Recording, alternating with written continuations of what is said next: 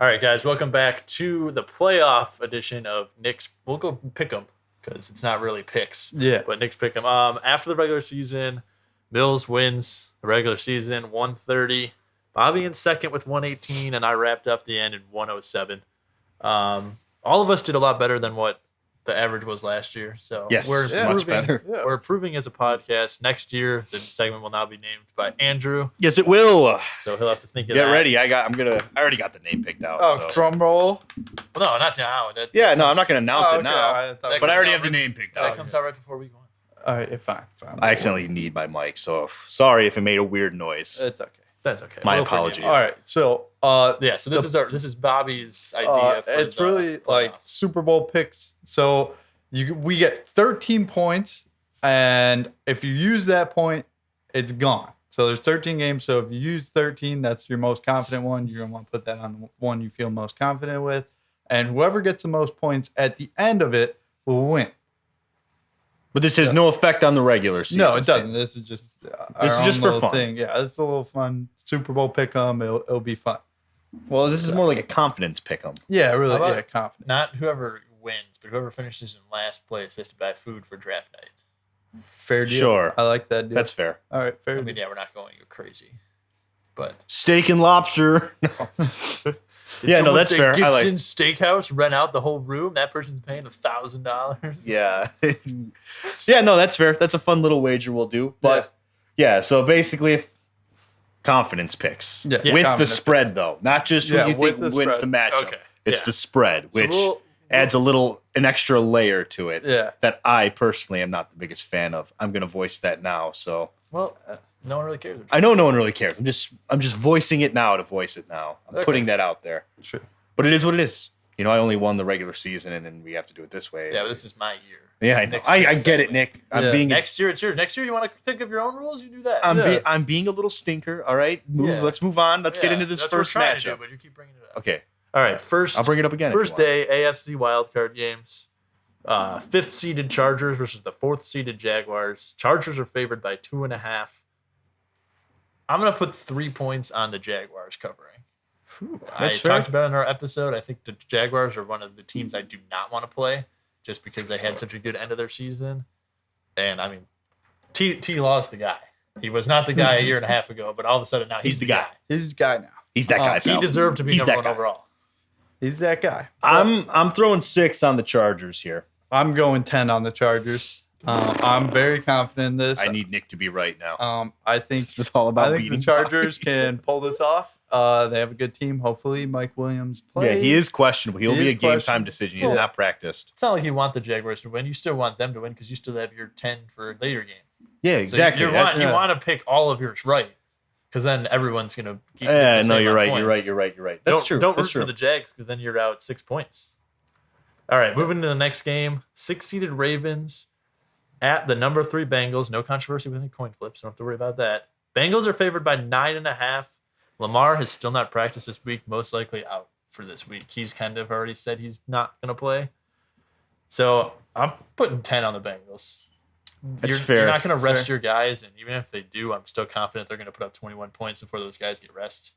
Yeah, I'm throwing 4 on the Bengals just because 9.5. It's just one of those things where like 9.5, really anything can happen. The Bengals can come out flat, and the Ravens can stick around and end up covering.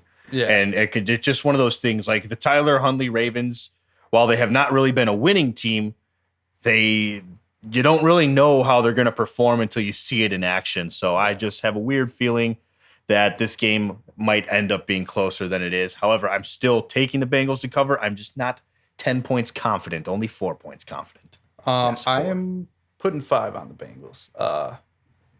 I'm assuming They- for basically the same reasons I said. Yeah, there is a shot that they'll. I don't think the Ravens are going to win this game at all, but there is a shot that they cover the spread for sure. I have the same thing on this game. 7-seeded Dolphins at number 2 Bills. Bills favored by 13.5. Give me 2 points to the Bills to cover the spread. I know Miami succeeded in playing in the cold weather, but that was with Tua. And Yeah. this is without Tua, possibly without Teddy Bridgewater, so Skylar Thompson. And we just saw, I mean, they played the Jets and barely beat the Jets 9-6. Yeah, offense. The Bills, Yeah, the Bills will score 2 touchdowns, but the spread Yeah, is such a big this spread. this is such a it's just a really big spread that I just don't. What Josh Allen are we getting in this game? Are we getting red zone turnovers, Josh Allen? Or are we getting Josh Allen that plays like an MVP candidate? I by no means expect the Dolphins to win this game. I don't think there's a shot that happens. But if the weather is bad enough and it's cold enough to really negate skill positions, then it's possible that the running game in Miami keeps them in it. So I'm putting 2 points on the Dolphins to cover. I'm not confident enough to say that it will happen, but I just think that it's possible, dependent mostly on the weather. Weather and Josh Allen. Weather and the Josh Allen show. I'm going 6 with the Dolphins. I think they could cover this 13.5 points. I do want to point out that I am now 0-3 on my hot takes. The last 3 I've picked. The Bulls did not win the finals, and I also said the Dolphins were going to win the division this year. I was right on the Cliff Kingsbury fire. You were right on Cliff Kingsbury. That one, I'm proud of Just that one. Not Jalen Johnson. The Jalen Johnson one, That was a fire shot. that one wasn't it, but he's still a Hey, solid but corner. happens. You still have a win. Yeah, I have Hot a win. takes, I do not. Yeah. All right, moving on to the Sunday games, NFC wildcard games. 5 seeded Cowboys at the number 4 seeded Bucks. Cowboys favored by 2.5. I think this is the Brady treatment. I think the Cowboys are definitely a stronger team than the Bucks. I'm gonna put 11 on the Cowboys, just because all they have to do is win by a field goal, and I'm confident that they're gonna win, and I don't see it being less than a field goal. Yeah, I'm throwing 3 on the Bucks here. Tom Brady's undefeated against the Cowboys. Dak Prescott regularly plays bad in the playoffs. The thing is, Dak Prescott was second in the league in interceptions this year, and he missed 5 games. That's pretty bad. He's had a turnover issue lately.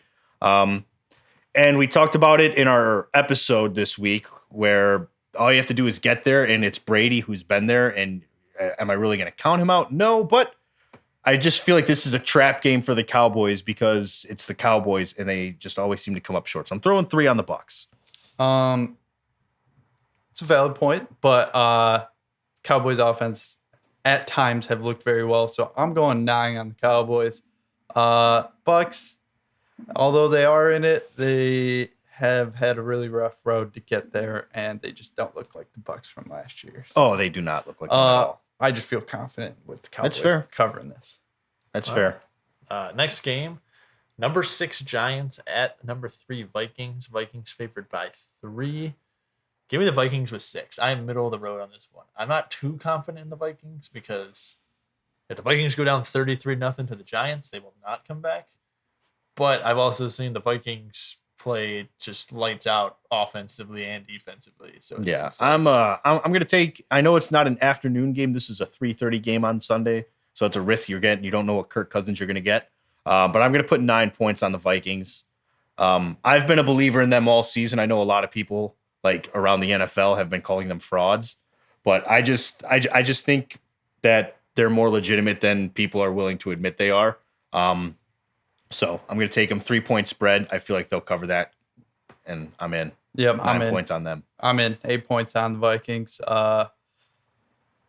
They're a good team, but Giants are going to be a tough road. And 3-point spreads, I usually just go with the winner, so I'm going to take the Vikings. Fair makes enough. sense. All right, last game of the weekend. Number 7 Seahawks at number 2 49ers. 49ers favored by 9.5. Brock Purdy seems to be good enough in the Kyle Shanahan offensive scheme. And I mean, you got Christian McCaffrey, George Kittle, Deebo There's so much Samuel. on that offense that it's hard to see. It's not like you have to be the greatest quarterback of all time to win games with this team. They've gone to the Super Bowl with Jimmy G. They've gone to the NFC Championship game with Jimmy G. I don't really see a big difference. between injured this Jimmy talent. G too. Yeah. Yep. And I'm going to bring up this because you brought it up. The Seahawks are not frauds either being there. Any team that makes the playoffs, we talked about it in our episode with college football, you had to win enough games to get there. Yeah. Yes, you could say a team is weak like the Bucks because they had a losing record, or when the Redskins had a losing, or first football team, they were the football Yeah, team. at well, the time. watch it. Well, Apologize. I'm not going to apologize. It was close. at the end.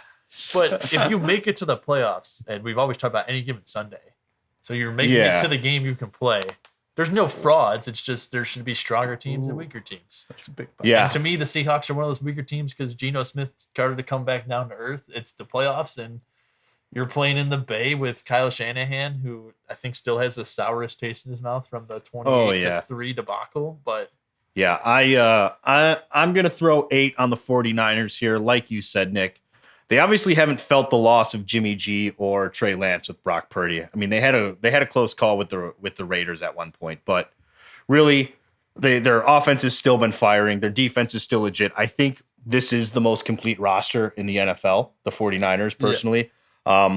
The Seahawks, it's nothing against them. It's just we've seen them come back down to earth, right? Their defense has regressed back to what you expected it to be.